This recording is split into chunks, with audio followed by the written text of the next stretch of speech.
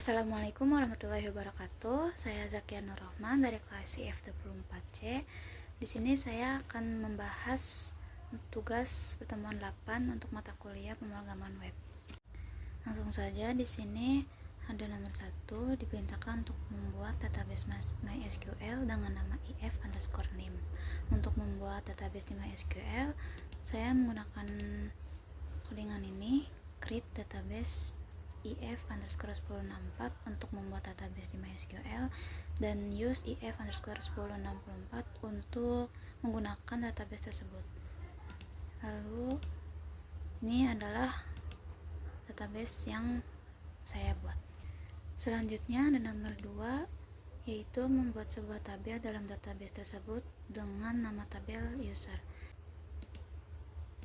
Ini adalah codingannya, create table user untuk membuat tabel dan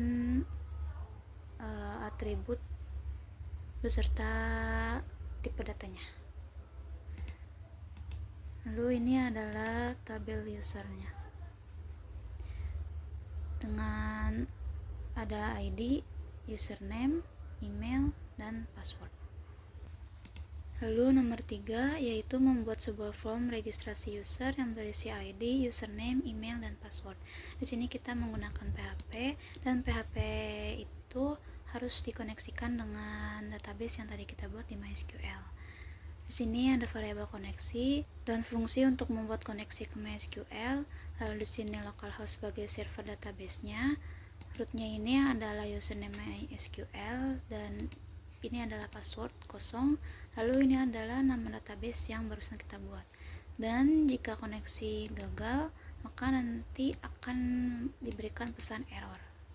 Lalu untuk membuat formnya kita menggunakan HTML. Di sini ada div class container agar tampilan lebih rapih aja.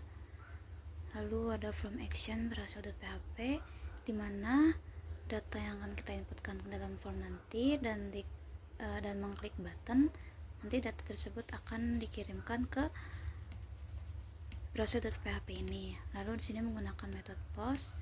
Lalu pertama di sini adalah label ID, di mana tipe inputnya yaitu teks, dan ini adalah nama variabel yang akan dikirimkan ke PHP, dan placeholder ini adalah teks yang ada di dalam kolom. Contohnya gini. Lalu require ini berarti kolom tersebut wajib diisi. Begitupun dengan username, email, dan password. Tapi di sini tipe input email yaitu email, maksudnya data yang kita masukkan harus ada @-nya. Pada label password, tipe inputnya juga password, di mana data yang akan kita masukkan akan tersamarkan. Lalu di sini ada button nilai yang akan mengirimkan seluruh data yang kita masukkan ke berhasil.php tadi. Lalu pada file berhasil.php, di sini harus dikoneksikan lagi ke MySQL. Dan ini adalah data yang dikirim dari from regis tadi. Di sini ada variabel ID, username, email, password, dan ini adalah metodenya. Dan ID ini adalah nama variabel yang ada di from regis tadi, yang ini, yang name ini. Lalu di sini ada perintah SQL agar data yang kita inputkan pada form bisa tersimpan juga di database yang ada di MySQL tadi. Lalu di sini jika data berhasil disimpan ke dalam MySQL akan menunjukkan pesan data berhasil disimpan, dan jika gagal akan menunjukkan pesan gagal menyimpan data. Ini juga termasuk ke dalam pertanyaan nomor 4, yaitu saat button simpan diklik, data akan disimpan ke dalam tabel user pada database. Kemarin saya sudah coba masukkan datanya, dan ini sudah berhasil. Ini jadinya seperti ini di database MySQL. Sekarang kita coba masukin data baru.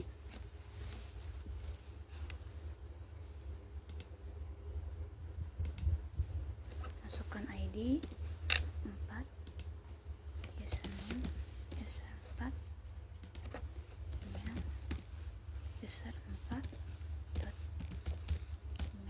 com, passwordnya biasa 4, harus simpan. Nah, ini dari berhasil.php akan seperti ini hasilnya kalau misalkan data berhasil disimpan. Lalu pada MySQL akan nambah kolom baru jika data berhasil disimpan.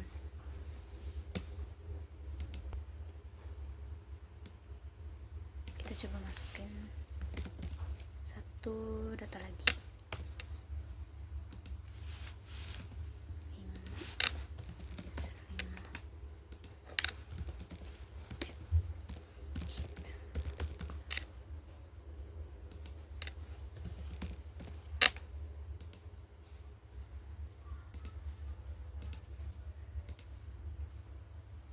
Oke, berhasil ya. Lanjut ke nomor 5, membuat sebuah halaman web yang menampilkan data dari database if_name. Di sini ini koneksi yang tadi, lalu di sini ada variabel query sama dengan select from user, di mana select from user ini digunakan untuk mengambil semua data yang ada pada tabel user di database if_1064 tadi. Variabel hasil ini digunakan untuk menyimpan hasil eksekusi koneksi dan query yang dijalankan dengan menggunakan fungsi mysqli_query. Di sini untuk membuat tabelnya, tr untuk membuat baris tabel, th untuk membuat kolom. Kolom pertama ada ID, kedua ada username, ketiga ada email, keempat ada password. Lalu di sini menggunakan perulangan while, di mana perulangan akan terus berjalan selama masih ada data dan data tersebut akan tampil di tabel ini. Lalu tr untuk membuat baris baru tabel, dan ini ada td untuk membuat kolom data. Kalau tadi th itu untuk membuat kolom judul, kalau td ini untuk membuat kolom data, jadi di bawahnya.